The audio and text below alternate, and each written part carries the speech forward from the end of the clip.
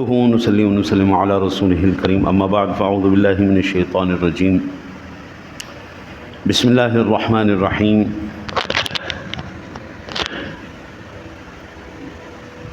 یہ رحمتوں بھرا برکتوں بھرا مہینہ بڑی تیزی سے گزر رہا ہے۔ میرے آقا نبی اکرم صلی اللہ علیہ وسلم کا فرمان علی شان ہے، وَهُوَ شَهْرٌ أَوَّلُهُ رَحْمَةٌ وَأَوْسَطُهُ مَغْفِرَةٌ وَآخِرُهُ عِتْقٌ مِّنَ النَّارِ۔ یہ وہ مہینہ ہے کہ اس کے شروع میں رحمت، درمیان میں بخشش اور آخرت میں آخری عشرے میں اللہ تعالیٰ جہنم سے آزادی عطا فرماتا ہے۔ یعنی اللہ کے پیارے حبیب کریم علیہ الصلوۃ والسلام نے اس ماہ مبارک کو 3 عشروں میں تقسیم فرمایا ہے۔ پہلے 10 دن اللہ تعالیٰ کی رحمت نازل ہونے کے دن ہیں، اور دوسرا عشرہ دوسرے 10 دن اللہ تعالیٰ کی طرف سے گناہوں کی بخشش کے دن ہیں، اور تیسرا عشرہ یا 9 دن 10 دن یا 9 دن آگ سے گناہ گاروں کے آزادی کے ایام ہیں۔ میرے آقا نبی اکرم صلی اللہ علیہ وسلم کے ارشاد کا منشا یہ ہے کہ رمضان کے پہلے 10 دن مسلمان روزوں اور تراویح کی پابندی کرتے رہیں، ان کا یہ عمل جاری رہے۔ دوسرے عشرے میں ان کے بے شمار گناہوں کو ان کے نامہ اعمال سے اللہ مٹا دینے کا حکم فرما دے گا، اور پھر رمضان کے آخری دنوں میں جنتی ہونے کا اعلان فرما دے گا۔ آج 17 روزے مکمل ہونے کے بعد گناہوں اور بخشش و معافی کا یہ عشرہ 3 دن بعد ختم ہو جائے گا، اور ہمارے گناہوں کی جو قسمیں ہیں وہ 2 مین بڑی قسمیں، ایک صغیرہ گناہ، ایک کبیرہ گناہ۔ صغیرہ گناہ اللہ وحدہ لا شریک ہماری مختلف نیکیوں سے معاف فرما دیتا ہے۔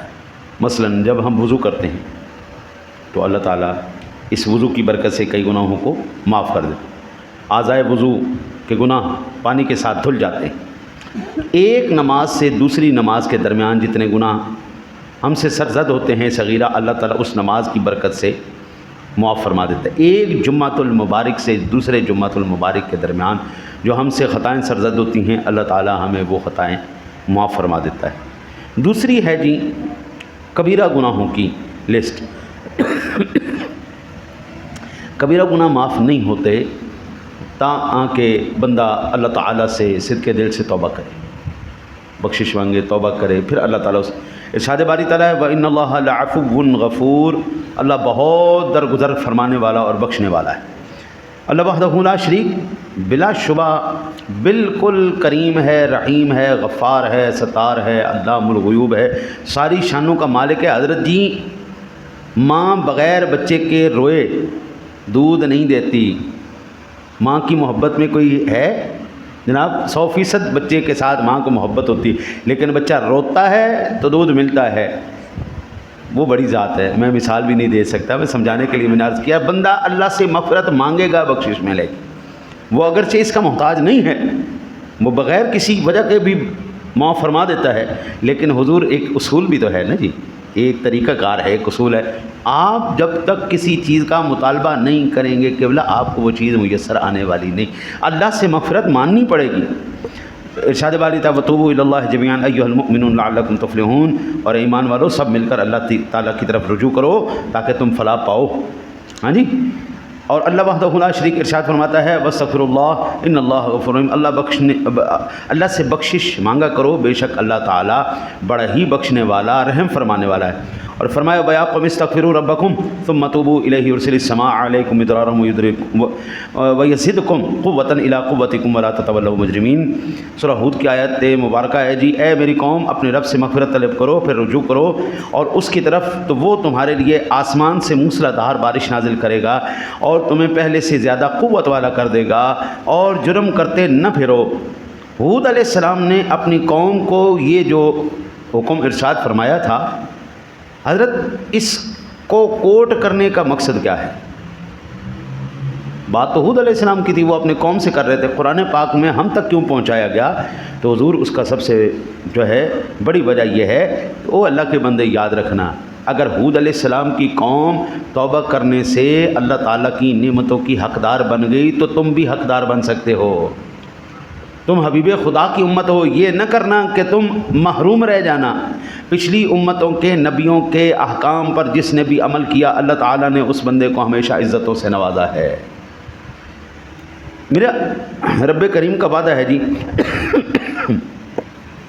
من یعمل سوءا او یظلم نفسہ ثم یستغفر اللہ یجد اللہ غفورا۔ جو بندہ گناہ کرے گا اس نے کیا کیا؟ اس نے اپنی جان پہ ظلم کیا۔ لیکن اگر کوئی بندہ اللہ سے توبہ مانگے گا تو اللہ تو بخشنے والا مہربان ہے۔ حضرت ابن عباس رضی اللہ تعالیٰ عنہ سے روایت ہے، وہ کہتے ہیں کہ میرے آقا نبی اکرم صلی اللہ علیہ وسلم نے فرمایا، ایسے دیر کرنے والے ہلاک ہو گئے جو کہتے تھے ہم کچھ عرصے بعد توبہ کر لیں گے۔ میں آپ کو عرض کروں، یہ میرا اپنا واقعہ، عصر کے ہماری نا مسجد میں اس کے قریب ہی ایک تھڑا تھا، کسائی کا تھڑا تھا، وہ دن میں گوشت وغیرہ بیچتا تھا، عصر تک وہ فارغ ہو جاتا تھا۔ عصر کے بعد کچھ بابے اکٹھے ہو جاتے تھے، بزرگ اکٹھے ہو جو تاش کھیلتے تھے، مغرب کے بعد تک ان کی وہ مجلس لگی رہتی تھی تاش کھیلنا، اور مسجد کے بالکل سامنے تھا۔ مجھے نمازیوں نے کہا کہ مفتی صاحب آپ کو ان کو سمجھاؤ۔ میں نے کہا حضور اکٹھے چلتے ہیں، چل کے ان کو سمجھانے کی کوشش کرتے ہیں۔ ان کے لیڈر تھے، اتنی لمبی ان کی داڑھی تھی، اور داڑھی کے ماشاءاللہ بڑے پکے تھے، لیکن نماز ایک بھی نہیں پڑھتے تھے، اتنی لمبی داڑھی تھی ان کی، سفید، ٹوٹل سفید داڑھی۔ وہ جناب تاشیوں کے اس گروپ کے لیڈر۔ ہم نے جا کے ان سے عرض کی، میں نے جو بڑے پولائٹ طریقے سے نرم انداز میں ان سے میں نے گزارش کی، ہمارے ایک ساتھی ہیں اللہ تعالیٰ اس کو سے آج کل بیمار ہے، کھوکھر صاحب ہیں، وہ جب میں کافی دیر اس کو سمجھاتا تھا اس کو سمجھ میں نہیں آئی بات، وہ جلال میں کہتے، غصے میں کہتے، لتا تیریاں قبر اچ نے حالی بھی تینوں حیا نہیں آندی، اینی لمبی تیرے منہ تے داڑھی ہے، حیا کیوں نہیں کرتا؟ وہ ساڈا مولوی تین دس رہے تو سنتا کیوں نہیں؟ کہندا ہے لتاں ہی قبر اچ نے نا، باقی تے باہر آنا، باقی تے باہر آنا، چل جا۔ ہاں جی، آپ یہاں سے اندازہ کریں کہ ایسی قوم بھی ہے کہ بڈھا ہو گیا، لتاں کم نہیں کر دیاں، لتاں قبر چلی گئیاں، تو سانوں کہندا میں باقی تو باہر ہی ہاں نا، تو مینوں کر لین دے، کر لاں گا توبہ، پڑھ لاں گا نمازاں۔ تو حضرت ابن عباس کہتے ہیں کہ اللہ تعالیٰ ایسے بندوں کو ہلاک کر دیتا ہے، اچانک ان کے اوپر ایسی آفت لاتا ہے، ان کو توبہ کا بھی موقع نہیں ملتا۔ حضرت ابن عباس ہی فرماتے ہیں کہ انسان چاہتا ہے کہ گناہوں کو بڑھاتا رہے اور توبہ میں تاخیر کرتا رہے، وہ کہتا ہی رہتا ہے کہ ان قریب توبہ کر لوں گا، اور اسے موت آ جاتی ہے، اور بدترین حالت میں موت آتی ہے۔ حضرت مجھے یہ بتائیں، ایمان سے اگر آپ ہر رات کو سونے سے پہلے استغفار پڑھ لیں، اپنے اللہ سے معافی مانگ لیں، اگر اسی رات آپ کی آخری رات ہو جاتی ہے، کتنے خوش نصیب ہیں، آپ کے نامہ اعمال میں تو ایک گناہ بھی نہیں ہوگا، کیونکہ مجھے یقین کامل ہے میرے رب سے جو مانگا جائے رب عطا فرماتا ہے، مانگنے کا ڈھنگ ہونا چاہیے۔ حضرت مجاہد نے فرمایا، وہ شخص ظالم ہے جو صبح و شام توبہ نہ کرے۔ حضرت لقمان حکیم نے اپنے بیٹے کو وصیت کرتے ہوئے کہا، پیارے بیٹے توبہ کل پر نہ ڈالنا، ایسا نہ ہو کہ اچانک موت آ کر دبا لے اور توبہ کا وقت ہی نصیب نہ ہو۔ میرے آقا نبی اکرم صلی اللہ علیہ وسلم نے ارشاد فرمایا، التائب من الذنب کمن لا ذنب لہ، توبہ کرنے والا شخص ایسا ہے جیسے اس نے کوئی گناہ کیا ہی نہیں۔ اور حضرت کتنا خوش نصیب بندہ ہوگا وہ ان ایام کے اندر جب اللہ تعالیٰ سے معافی مانگے گا، ہاں جی معافی مانگے گا تو اللہ تعالیٰ اس کو بخشش فرما دے گا، اور جب اللہ کی بارگاہ میں حاضر ہوگا سرخرو ہو جائے گا۔ یہ میں نے اس لیے عرض کیا ہے کہ یہ اصول ہے، روٹین ہے، ایک معاملہ ہے۔ اللہ تعالیٰ بغیر ماں باپ کے بھی بچہ پیدا کرنے پر قادر ہے۔ آدم علیہ السلام کو پیدا کر کے بتا دیا، میں ماں باپ کا محتاج نہیں ہوں، میں بغیر ماں باپ کے بھی بچہ پیدا کر دیتا ہوں۔ اللہ نے عیسیٰ علیہ السلام کو پیدا کر کے بتا دیا، میں باپ کا بھی محتاج نہیں ہوں، ماں سے بھی میں پیدا کر دیتا ہوں۔ اللہ وحدہ لا شریک نے پتھروں سے اونٹنی کو پیدا کر کے دکھا دیا، فرمایا میں انسان کا بھی محتاج نہیں ہوں، میں پتھروں سے بھی پیدا کر سکتا ہوں۔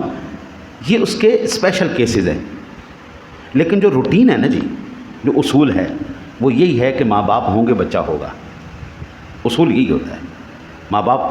اچھا اسپیشل کیسز میں کل قیامت والے دن، یہ میں اس لیے نہیں سنا رہا آپ کو روایت کہ اب گناہ ہی شروع کر دینا، ہاں جی نیکی چھاڑ دینی، یہ نہیں، اس لیے نہیں، توبہ نہیں کرنی، یہ اس کے کرم کی بات ہو رہی ہے کہ وہ اس چیز کا محتاج نہیں ہے کہ آپ مانگیں گے وہ دے گا۔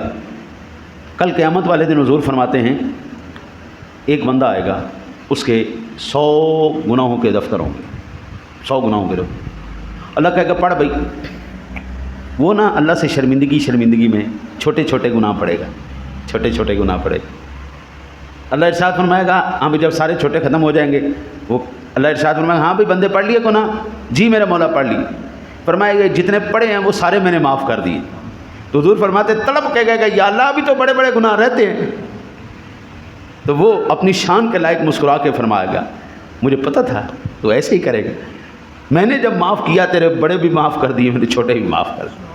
ہاں جی، خصوصاً جو میری نوجوان نسل بیٹھی ہے، ایک گناہ کبھی نہیں کرنا، وہ ہے ماں باپ کی نافرمانی۔ یہ گناہ کبھی نہیں کرنا۔ اس رحمتوں بھرے، مغفرت بھرے، جہنم سے آزادی بھرے عشروں کے اندر بھی حضرت یہ گناہ معاف نہیں ہوگا، الا یہ کہ وہ نہ معاف کر دیں۔ یہ گناہ نہیں کرنا، ورنہ زندگی میں کلی دا ککھ نہیں رہنا۔